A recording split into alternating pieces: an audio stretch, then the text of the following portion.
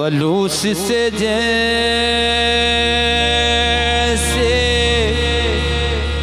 मूसा और हारून से जैसे, वैसे ही मुझसे रूबरू हो के खिलवत में करीबा मुझे कुछ करनी है यीशु आज तेरे साथ, मुझे कुछ करनी है यीशु आज तेरे साथ। प्रेज़, तारीफ हो। अपने दोनों हाथों को उठाकर जोरदार तालियों में खुदा के खादम को वेलकम कीजिए।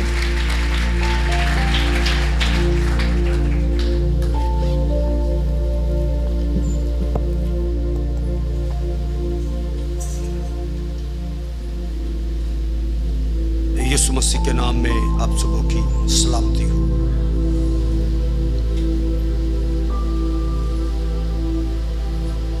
पौलुस रसूल का ये खत इफिसियों के नाम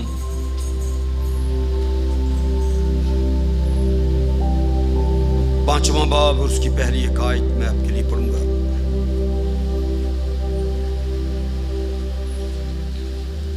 इफिसियों 5वां बाब उसकी पहली एक आयत। लेकिन बस अजीज फर्जंदों की तरह खुदा की मानिंद बनो, सो कलमे हक के पढ़े जाने पर खुदावंद की बरकत हो जाए। बस अजीज फर्जंदों की तरह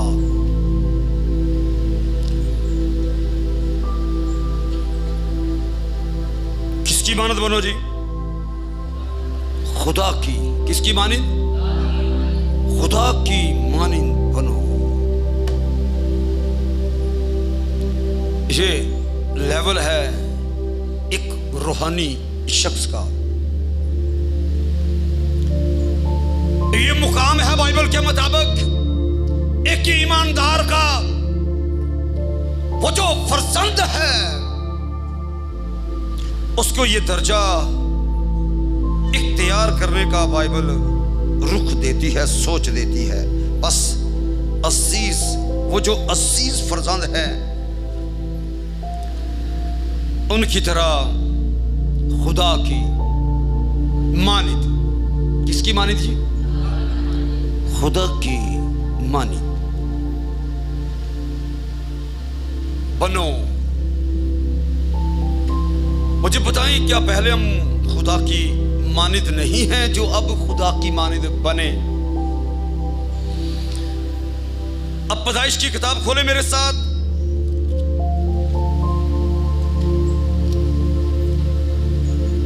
और यहां पर पहले बाब की 26वीं आयत में लिखा, फिर खुदा ने कहा कि हम इंसान को अपनी सूरत पर अपनी शबीह की मानिंद बनाए। तो खुदा तो पहले ही से हमें अपनी सूरत और अपनी शबीह की मानद बना चुका है। लेकिन आज मैंने जो कुछ आपके लिए पढ़ा है वो क्या, बस अजीज फर्जंदों की तरह खुदा की मानिद बनो।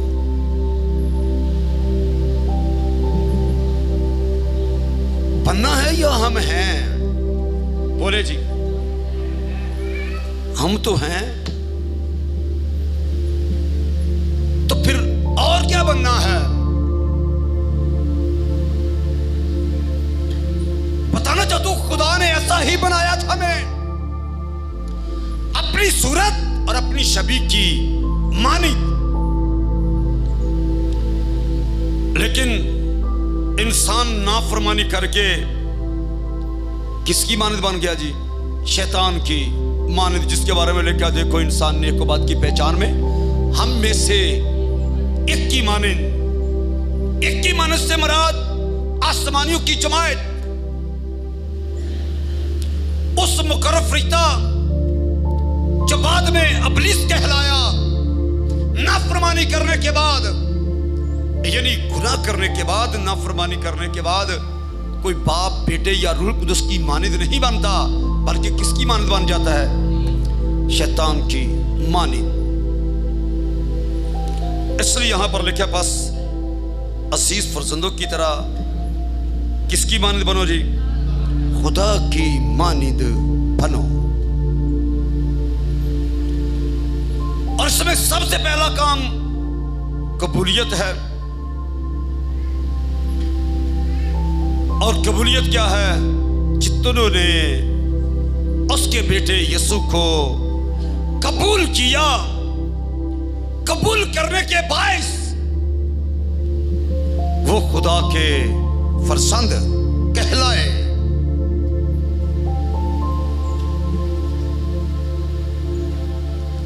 बस अजीज फर्जंदों की तरह जो ना खून से ना गोश्त से ना इंसान के इरादा से बल्कि खुदा से पैदा हुए, उनकी तरह खुदा की मानंद बनो।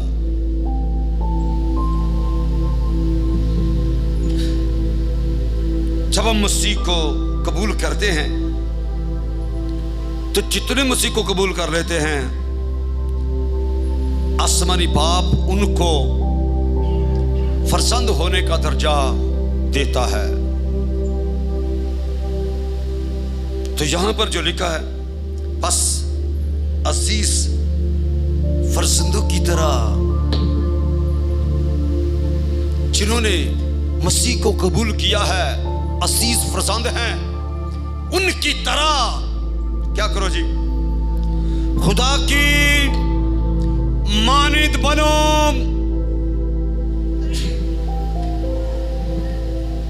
एक दो खूबी आ जाए काफी है कि नहीं? बोलो जी,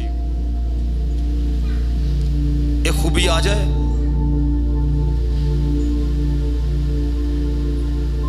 दो खूबियां आ जाएं, चार खूबियां आ जाएं, बोलो जी। खूबियां गिनती की सूरत में आपकी जिंदगी में आ जाए, इस तरह उसकी मानंद बनना है। बोलो जी, खूब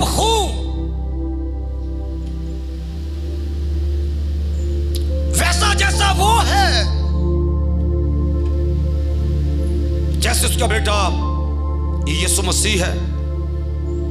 बस अजीज फर्जंदों की तरह क्या करो जी? खुदा की मानंद बनो, जैसे उसका बेटा यीशु है। मसीह की मानंद।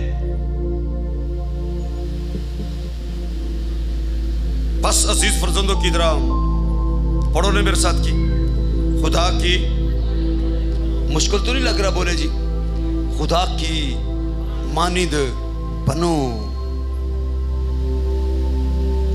यानी वो मकाम जो आप खो गए थे, उसी पर वापस आओ। जब खुदा ने आदम को बनाया, बोलो जी, उसे कामिल बनाया या नाकस बनाया था? बोले ना जी, कामिल बनाया था। तो इसका मतलब क्या है? बस अजीज फर्जंदों की तरह खुदा की मानंद कामिल, बोलो ना जी, कामिल बनो। यानी हर खूबी खुदा वाली आपके अंदर हो। लिखा तुम शाही कहनों का फिरका और मुकद्दस कौम हो, ताकि खुदा की खूबियां, सारी खूबियां जाहिर करो। तो ये खूबियां तब तुम जाहिर करोगे जब खुदा की मानंद क्या बनोगे जी? कामिल।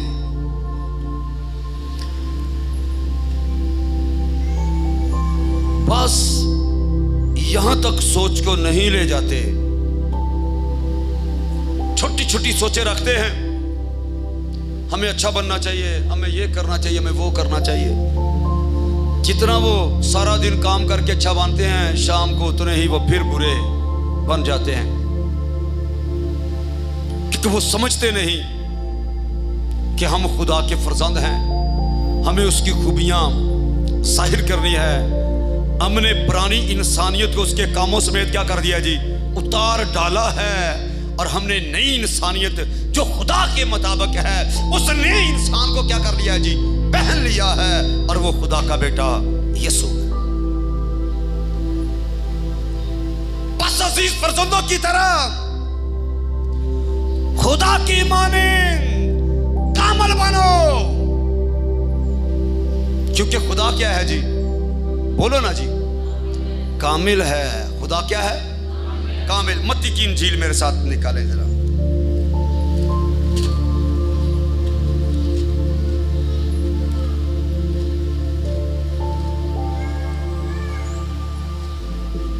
पांचवां बाब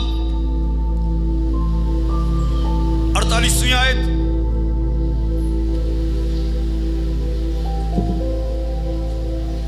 बस चाहिए कि तुम, पढ़े ना जी क्या लिखा है, कामिल हो, बस चाहिए कि तुम कामिल हो। कौन कह रहा है? यीशु मसीह। बस चाहिए कि तुम कामिल हो जैसा तुम्हारा आसमानी बाप क्या है जी, कामिल है, जिसने आपको अपनी सूरत और अपनी शबीह की मानिद बनाया है, वैसे ही बनो। बस चाहिए तुम, बोलो ना जी, जिनको मुश्किल लग रहा है वो भी जरा बोल दें, बस चाहिए कि तुम कामिल हो। किस तरह के कामिल? जिस तरह का तुम्हारा आसमानी बाप क्या है जी, कामिल है। बातों ने यह तालीम बनाई है कि कोई कामिल हो ही नहीं सकता, पर याद रखो यह दावा गलत है। कभी ये ना सोच बनाए जो चीजें मेरे पास नहीं वो किसी के पास भी नहीं। बोलो जी, नाकस सोच है कि नहीं? अगर मेरे पास पैसा नहीं है तो किसी के पास भी पैसा, अगर मेरे पास खाने पीने के लिए कुछ नहीं तो किसी के पास भी कुछ। बोलो ना जी, ऐसा है? तो फिर अपनी सोच को तालीम बनाना गुनाह है। अपनी नाकस अकल को सामने रख के लोगों को यह समझाना शुरू कर देना कि कोई कामिल हो ही नहीं सकता, तो ये किसी की अपनी तो सोच हो सकती है, लेकिन ये किताब मुकद्दस की सोच नहीं है। बस अजीज फर्जंदों की तरह खुदा की मानिद बनो। खुदा कैसा है? खुदा कामिल है, तुम भी कामिल बनो।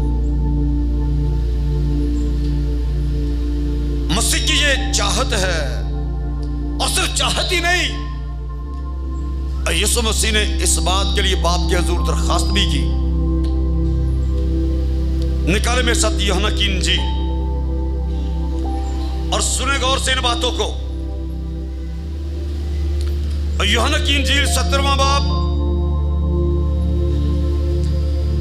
इन सोचों को जरा अपनी जिंदगी में पक्का करें। 20वें से पढ़ रहा हूं। यूहन्ना की मार्फत लिखी गई इंजील 17वां बाब 20वें से। मैं सिर्फ इन्हीं के लिए दरखास्त नहीं करता, बल्कि उनके लिए भी जो इनके कलाम के वसीला से मुझ पर ईमान लाएंगे, ताकि वो सब एक हूं, यानी जिस तरह बाप तू मुझ में है और मैं तुझ में हूं, वो भी हम में हूं। और दुनिया ईमान लाए कि तू ही ने मुझे बेचा, और वो जलाल जो तूने मुझे दिया है मैंने उन्हें दिया है, ताकि वो एक हूं जैसे। किस तरह के एक? जैसे हम एक हैं, मैं उनमें और तू मुझ में, ताकि वो, बोले ना जी, कामिल होकर एक हो जाएं और दुनिया जाने कि तू ही ने मुझे भेजा। और जिस तरह के तूने मुझसे मोहब्बत रखी, उनसे भी मोहब्बत रखी। जिस तरह की मोहब्बत तूने मुझसे रखी, उसी तरह की तूने उनसे भी रखी। जिस तरह तू कामिल है, जिस तरह मैं कामिल हूं, मैं चाहता हूं वो भी, बोले ना जी, कामिल हूं। बस चाहिए कि तुम कामिल हो। किस तरह के? जिस तरह के तुम्हारा आसमानी बाप क्या है जी, कामिल है, उस तरह के कामिल मसीह बाप के हुजूर दरखास्त कर रहा है कि जिस तरह मैं तुझ में हूं और तू मुझ में है, मैं चाहता हूं ये भी हम में एक हो जाएं। जिस तरह तू कामिल है, मैं कामिल हूं, ये भी क्या हो जाएं जी, कामिल हो जाएं। वो ये दुआ कर रहा है, बाप से दरखास्त की उसने, बल्कि उसने बड़े खूबसूरत अंदाज में इस काम को कर दिया, क्योंकि उसकी चाहत थी, बाप से दरखास्त थी, इसलिए उसने इस काम को खुद ही क्या कर दिया जी, मुकम्मल कर दिया। कामलियत के काम को उसने खुद ही मुकम्मल कर दिया। इब्रानियों निकाल के मेरे साथ देख लें कि वो इस काम को किस तरह से करता है, ताकि सोचे मजबूत हूं। 10वां बाब, ताकि समझ मिले कि हम कैसे कामिल हुए हैं। इब्रानियों 10वां बाब 10वीं आयत से, उसी मर्जी के स्वभाव से हमें यीशु मसीह के जिस्म के एक ही बार कुर्बान होने के वसीला से, आगे क्या लिखा जी, पाक किए गए हैं। और हर एक काहिन तो खड़ा होकर हर रोज इबादत करता है और एक ही तरह की कुर्बानियां बार बार गुजरानता है, जो हरगिज गुनाहों को दूर नहीं कर सकती। लेकिन ये शख्स हमेशा के लिए, क्या लफ्ज़ है जी, हमेशा के लिए गुनाहों के वास्ते एक ही कुर्बानी गुजरान कर खुदा की दैनी तरफ जा बैठा, और उस वक्त से मुंतजर है क्या उसके दुश्मन उसके पौंतरे की चौकी बने, क्योंकि उसने एक ही कुर्बानी चढ़ाने से उनको हमेशा के लिए क्या कर दिया जी, कामिल कर दिया, जो पाक किए जाते हैं। और रूह कुदस भी हमको यही बताता है कि तुम मसीह के वसीला से कामिल कर दिए गए हो। हालेलुया। एक ही कुर्बानी चढ़ाने से, कामिल कुर्बानी के सबब से आप कामिल किए गए हो। बोले ना जी, एक हफ्ते के लिए कर दी गए कि या महीने के लिए? बोले ना जी, हमेशा हमेशा के लिए। मैं दोबारा 14वीं आयत को पढ़ूंगा जी, क्योंकि उसने एक ही कुर्बानी चढ़ाने से उनको हमेशा के लिए क्या लिखा जी, हमेशा के लिए क्या कर दिया जी, कामिल कर दिया है, जो पाक किए जाते हैं। और रूह कुदस भी हमको यही बताता है क्या, कि तुम कामिल कर दिए गए हो। एक और आयत इस बात की बड़ी खूबसूरत तस्दीक करती है। फिलिपियों निकालें जरा,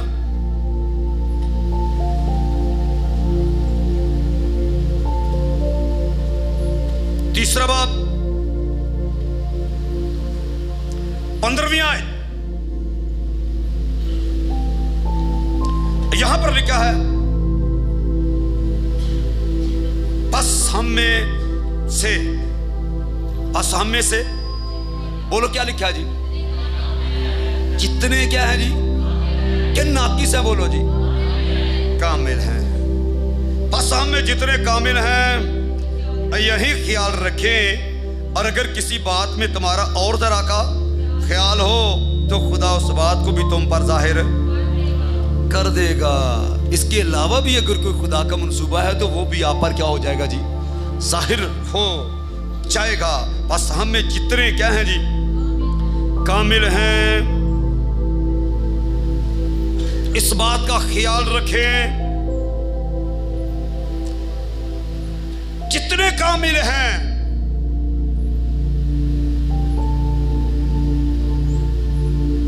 यीशु मसीह ने यह काम अपनी कुर्बानी के वसीला से किया। पौलुस फिलिपियों को खत लिखते वक्त कहते हैं, बस हम में जितने क्या हैं जी कामिल हैं, यही ख्याल रखें, यही ख्याल रखें कि उसने हमें क्या कर दिया है जी, कामिल कर दिया है। यह ख्याल रखने वाली बात है जी। पर बाजों ने इस ख्याल को ज़हन से क्या कर दिया है जी, निकाल दिया है और फैसला दे दिया है कि अंगूर क्या हैं जी, खट्टे हैं। अंगूर खट्टे नहीं हैं। हाथ ना पहुंचे तो क्या फैसला होता है, बोलो ना जी, कि अंगूर क्या हैं, खट्टे हैं। समझ में बात जो ना आई, फैसला दे दिया अंगूर ही खट्टे हैं। हकीकत ये नहीं है, अंगूर खट्टे नहीं। अंगूर तो अभी तक, अंगूरों तक तो हाथ ही नहीं पहुंचा, वहां तक तो गए ही नहीं, और फैसला दे दिया मजबूरी के बायस के अंगूर खट्टे हैं। भाई जो खाता है वो बताता है खट्टे हैं या के मीठे हैं। तो जो वहां तक पहुंचा ही नहीं, सोच ही ऐसी नहीं बनी, तो फिर वो यही फैसला देगा कि कोई कामिल हो ही नहीं सकता। तो ये उसकी अपनी ही सोच है, वगरना कामिलों को तो ऐसा बड़ा बादल में घेरे हुए है। अभी मैं जैसे जैसे आगे बढ़ते जाऊंगा आप देखते जाएंगे कि बाइबल तो कामिलों से भरी पड़ी है, लेकिन हमें तो ये बताया जाता है कि कोई कामिल हो ही नहीं सकता। बाइबल कहती है कामिलियत की तालीम ये क्या है जी, खुदा की तालीम है, और वो सब खुदा से तालीम याफ्ता हुए। जो खुदा से तालीम याफ्ता होता है वो नाकस बातें नहीं, वो उसकी तरह कामिल बातें करता है। अगर ऐसा ना होता तो खुदा अब्राहम को कभी ये ना कहता कि मेरे हजूर चल और क्या हो जी, कामिल हो। निकाले मेरे साथ पैदाइश और सुने गौर से 17वां बाब।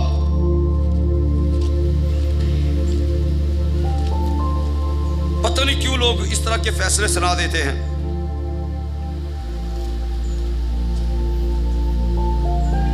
पैदाइश 17वां बाब लिखा, जब अब्राहम 99 बरस का हुआ। कितने बरस का लिखा जी, 99 बरस का, यानी बुढ़ा हुआ। तब खुदावंद अब्राहम को नजर आया और उससे कहा, मैं खुदाए कादर हूं, तू मेरे हजूर में चल। क्या हो जी, कामिल हो, मेरे हजूर चल और कामिल हो। 99 वर्ष के बूढ़े को खुदा क्या कह रहा है, जिसने उसकी खातिर नातेदारों को छोड़ दिया, सब कुछ छोड़ छाड़ के उसके साथ चला, उसके पीछे चला। ऐसे शख्स को यह कलाम किया जा रहा है कि मेरे हजूर क्या कर जी, चल और कामिल हो। और ये बात अब्राहम को सिखा के, हदायत करके उसे यह भी बता दिया कि कामिल किस तरह से हुआ जाता है। यानी फैसला यह है कि खुदा की हजूरी कामिलियत की राह है। तो जिसने उसकी हजूरी में चलना नहीं सीखा वो कभी कामिल हो नहीं सकता। उसका फैसला यही होगा कि कोई कामिल हो ही नहीं सकता, क्योंकि लोगों ने ईमान लाना नहीं सीखा, कफारे का यकीन करना नहीं सीखा, और ना ही उसकी हजूरी में चलना सीखा है। इसलिए उनका फैसला वाजिब ही है कि कोई कामिल हो नहीं सकता, क्योंकि कामिल होने के लिए ईमान लाना, उसकी हजूरी में चलना और उसके बेटे यीशु के कफारे को मान लेना बहुत ही जरूरी है। लोग कफारे को सही तरह से समझते ही नहीं कि कफारे के अंदर हुआ क्या है। लोगों ने खुदा की हजूरी में चलना सीखा ही नहीं, लोगों ने ईमान लाना सीखा ही नहीं, तो फिर कैसे कोई ये सोच बनाएगा कि कोई कामिल भी हो सकता है। लेकिन यहां पर लिखा है चल मेरे हजूर और क्या हो जी, कामिल हो, क्योंकि अभी तक ईमान में कामिल नहीं हुआ था, अभी तक खौफ उसके अंदर था। खौफ के बाइस खुदा कहता है मेरे हजूर चल, मेरी हजूरी में चलना सीख। तो कामल हो। तो मेरे हुजूर में चल और बोलो ना जी, कामिल हो। निकाले जरा अयूब और सुने जरा पहला बाब। अयूब पहले बाब के अंदर खुदा ने शैतान को यह बता दिया, पहले बाब की पहली आयत, उसकी सरजमीन में अयूब नाम एक शख्स था। वो शख्स क्या लिखा जी? कामिल और रास्तबाज और खुदा से डरता और बदी से दूर रहता था। उसकी सरजमीन पर खुदा शैतान को बता रहा है कि उसकी सरजमीन पर अयूब नाम एक शख्स है, वो कामल और क्या है जी? रास्तबाज है। कामल और रास्तबाज। और दूसरे बाब के अंदर भी ये लिखा हुआ है, तीसरी आयत, खुदावन ने शैतान से कहा, क्या तूने मेरे बंदा अयूब के हाल पर कुछ गौर किया? क्योंकि जमीन पर उसकी तरह कामल और रास्तबाज आदमी जो खुदा से डरता और बदी से दूर रहता है। आगे क्या लिखा जी? कोई नहीं। उस पर यह वाज़ेह किया गया, इब्लीस को, शैतान को यह बताया गया, क्या तूने मेरे बंदा अय्यूब पर नजर की है, गौर किया है? वो कामल और रास्तबाज है। अब जरा पैदाइश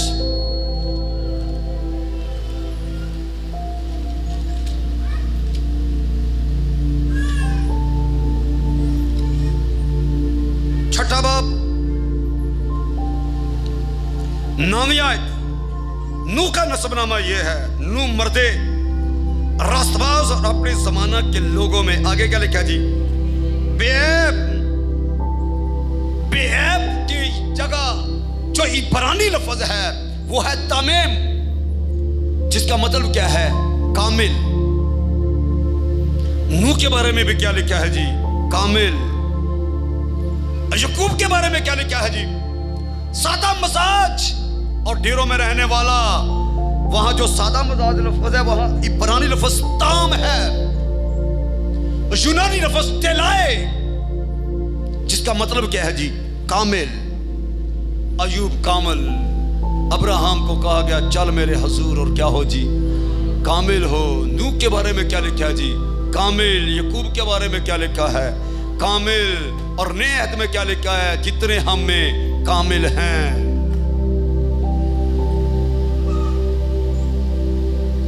ये मैं सारा किनका जिक्र कर रहा हूं? बोले ना जी, कामलों का। और इब्रानियों 12वां बाब देख के खोल के,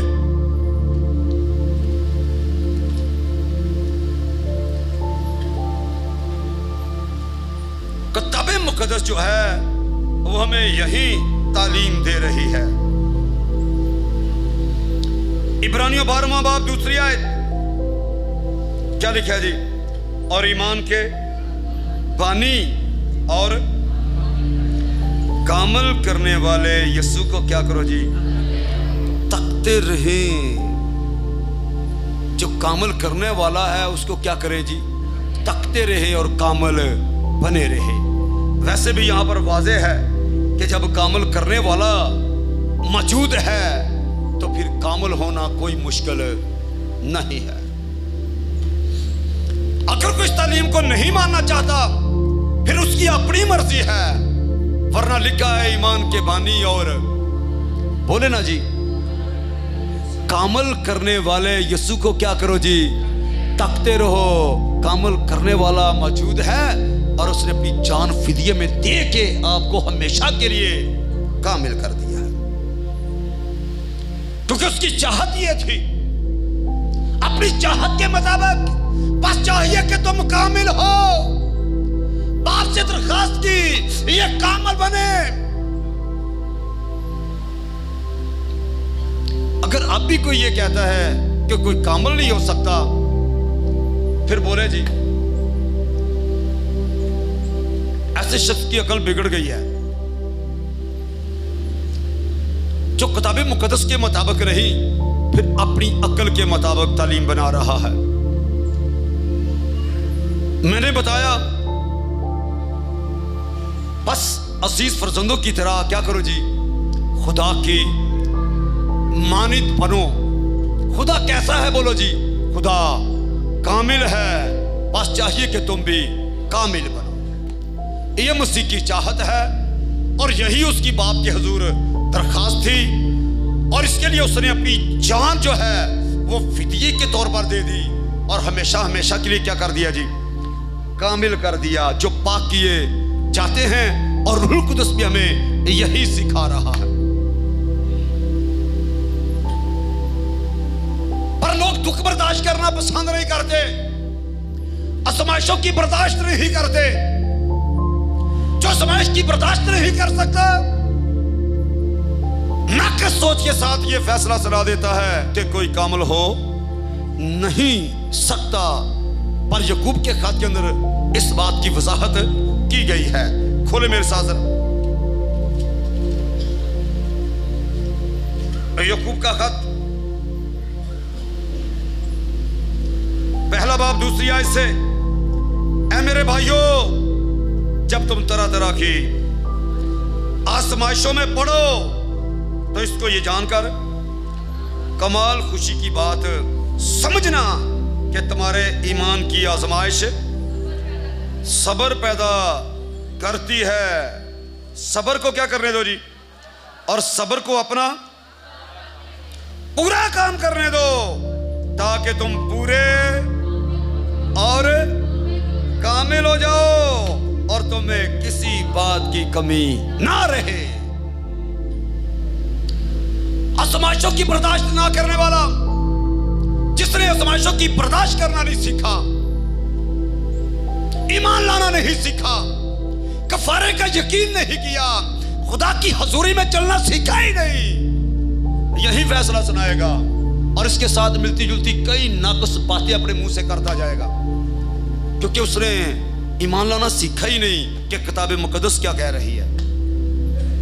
बेईमानी की बोली लोग बोलते हैं, लेकिन किताब मुकद्दस हमें ऐसा कभी भी नहीं सिखाती। हमें आजमाइशों की बर्दाश्त करनी है। लिखा, जब तरह तरह की आजमाइशों में पड़ो तो इसको ये जानकर कमाल खुशी की बात, बाज घबरा जाते हैं, परेशान हो जाते हैं, पर लिखा कमाल खुशी की बात समझना, तुम्हारे ईमान की आजमाइश सब्र पैदा करती है। सब्र को अपना, बात सवाल करती है, और कितना सब्र करें? मुझे बताओ, सब्र की कोई हद है? बोलो जी, कोई हदबंदी है कि मैं बता दूं जी इतना और करो? ये उसको मालूम है उसने और कितना करवाना है, क्योंकि वो आपको कामिल बनाना चाहता है, पूरा करना चाहता है। इसलिए वो बेहतर जानता है कि आपको और कितनी देर आजमाइश में रखेगा।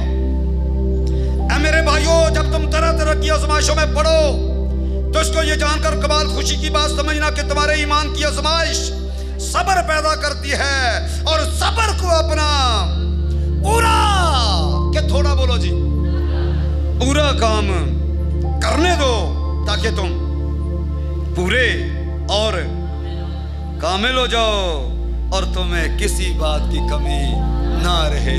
हकीकत तो ये है कि वो ये चाहता है कि जब मैंने कामिल कुर्बानी दी है तो तुम भी पूरे और कामिल हो जाओ और तुम्हें किसी बात की कमी ना रहे।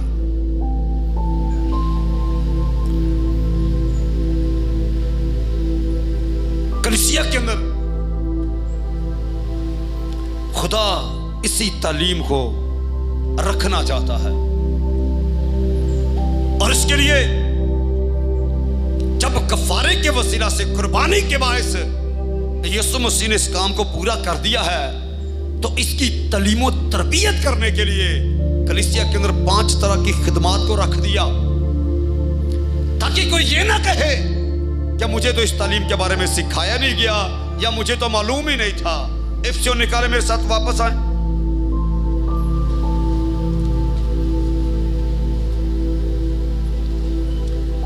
इफ्सियों 4 बाब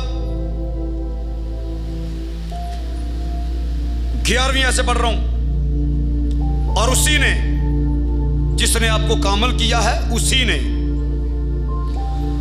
क्या किया? बास को रसूल और बास को नबी और बास को मुबशर और बास को चरवाहा और उस्ताद बनाकर क्या कर दिया जी?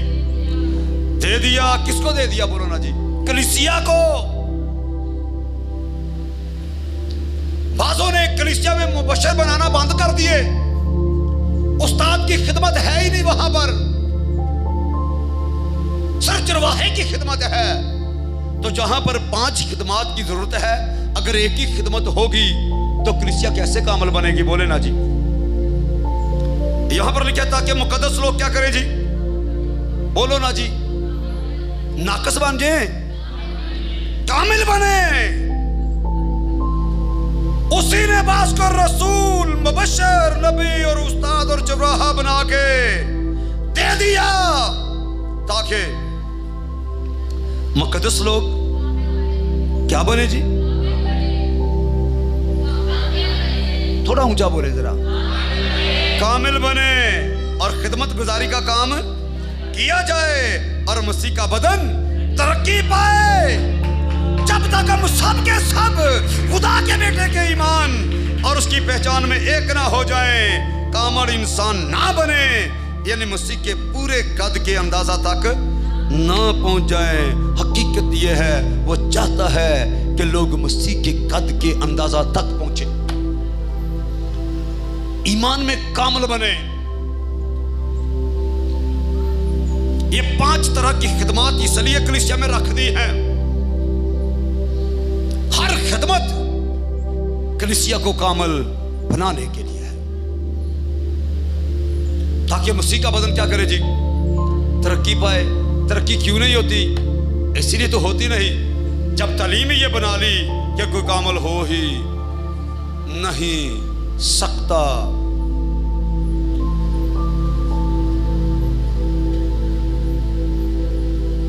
कोई कामल हो ही नहीं सकता। और इसलिए मुखालफत के लिए तरह तरह के हवाले पेश किए जाते हैं। मैं जरा वो भी आपके लिए पढ़ना चाहूंगा। याकूब का खत निकाले,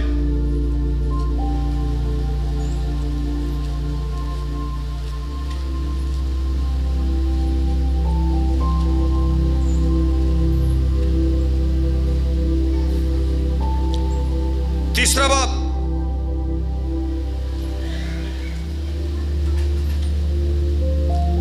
तीसरे बाब की पहली आयत गौर से सुने जरा। ऐ मेरे भाइयों, तुम में बहुत से उस्ताद ना बने, क्योंकि जानते हो कि हम जो उस्ताद हैं, क्या लिखा जी? ज्यादा सजा पाएंगे। इसलिए कि हम सब के सब अक्सर क्या करते हैं जी?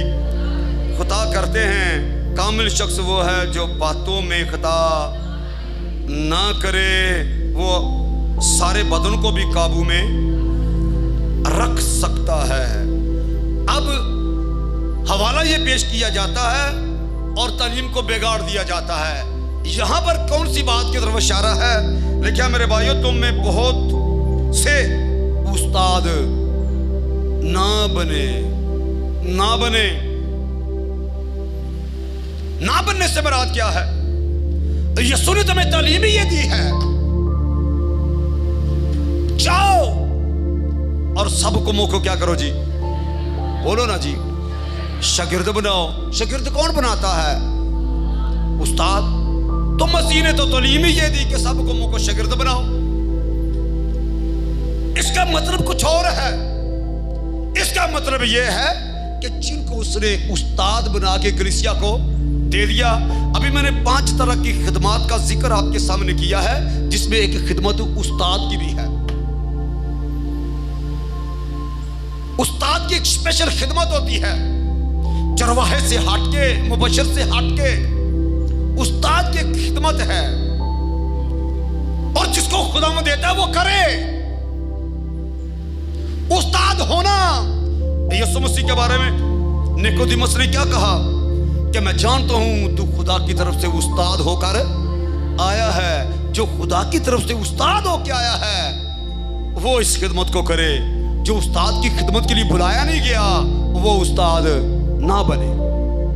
ये लिखा है मेरे भाइयों, तुम में बहुत से उस्ताद ना बने। होने में और बनने में क्या है जी? फर्क है। बने ना, बल्कि बुलाहट को पहचाने। क्या मैं इस काम के लिए बुलाया गया हूं? अगर ये इस काम के लिए बुलाया गया हूं तो फिर मुझे इस खिदमत को करना चाहिए।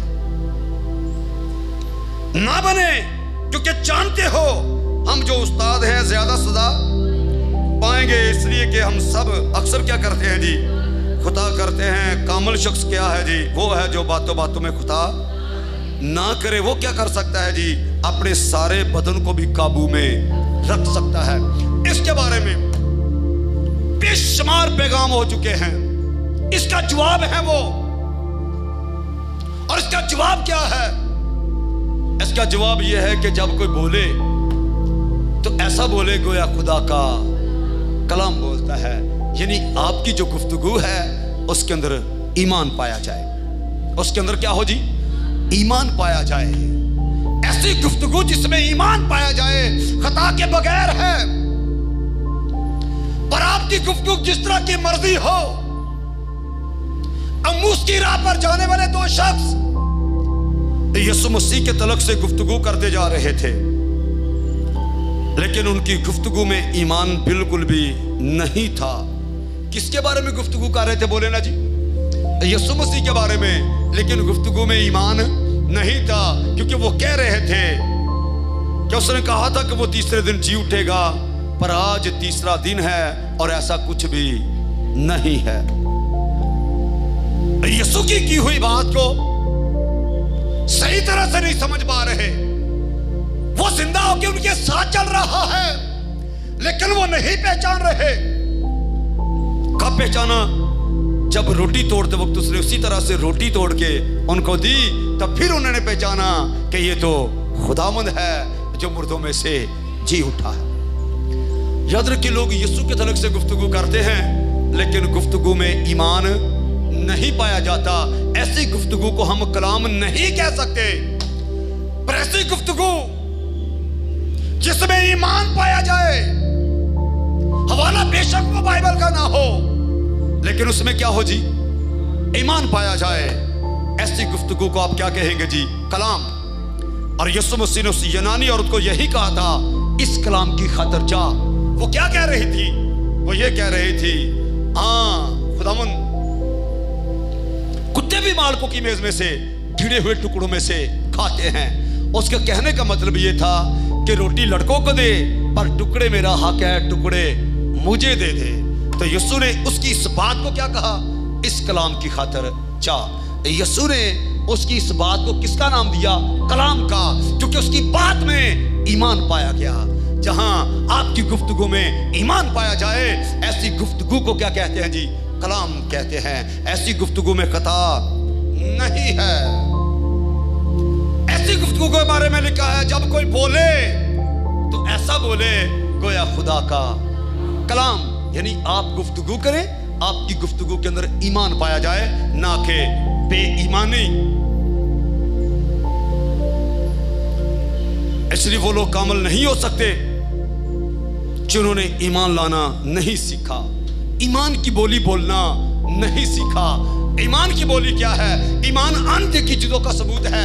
ऐसी चीजों के बारे में इंसान बोल उठता है जो नजर भी नहीं आ रही, उनके बारे में वो कहता है कि वो हैं। आमीन। अब्राहम ऐसे खुदा पर ईमान लाया था जो मुर्दों को जिंदा करता, और जो चीजें नहीं उनको इस तरह बुला लेता है गोया कि वो हैं। ऐसी चीजों के बारे में बोलना जो नहीं है। बोलो जी, यीशु मसीह आ गया दोबारा लेने के लिए हमें? बोले जी, यीशु मसीह आ गया? बोलो जी, अभी नहीं, पर हमारा ईमान है कि वो हमें लेने के लिए जरूर आएगा। अगर आप ये कहें कि वो हमें लेने के लिए जरूर आएगा, तो ये गुफ्तगू ईमान वाली है। पर अगर ये कहें कि उसके आने का वादा कहाँ गया, पता नहीं आएगा भी कि नहीं आएगा। बातों ने तो फैसला सुना दिया कि यीशु अब नहीं आएगा, लेकिन बाइबल कहती है कि यीशु जरूर आएगा। आमीन जी। हम बाइबल के साथ मिलकर कहते हैं कि यीशु जल्द आने वाला है। इस तरह की गुफ्तगू ईमान वाली है। बेईमानी की गुफ्तगू से परहेज करें। ऐसा शख्स कभी भी कामिल नहीं हो सकता, क्योंकि वो बातों बातों में क्या करता है जी? खता करता है। मसीह ने अपनी कुर्बानी के वसीला से आपको कामिल कर दिया है। कफारे पर ईमान लाना सीखे, और उसकी हजूरी में चलते रहें, आजमाइशों की बर्दाश्त करें। आमीन। यही कामलियत का तरीका है। सो लिखा है, ईमान के बानी और कामल करने वाले यीशु को क्या करो, तकते रहो, उसे तकते रहो। आखिरी वाला सुनेंगे पतरस के खात्मे से, जब भी तक नहीं हुए और ये समझते हैं कि मुझसे तक ये तालीम नहीं पहुंची। पहला पतरस